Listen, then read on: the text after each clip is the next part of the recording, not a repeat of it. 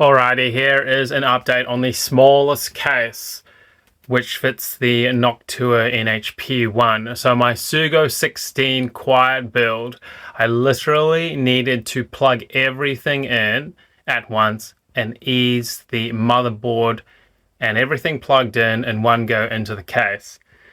Now this is not easy, but I managed to get it seated into the case. Unfortunately, Centacom only had stock of the 192mm fan for the de-shrouded 3050 GPU, so that will actually be fine for now, I think. And I guess the 3050 doesn't actually use that much voltage anyway, so it should stay relatively cool. I've also mounted the Noctua 140mm at the front of the case to propel air through the fins and out the back. Now I am using a Pico PSU here in order to run a front fan and have good airflow from the front to the back of the case. Now I gave the case a clean as I had a lot of dust and metal shavings from the Dremel work that was required.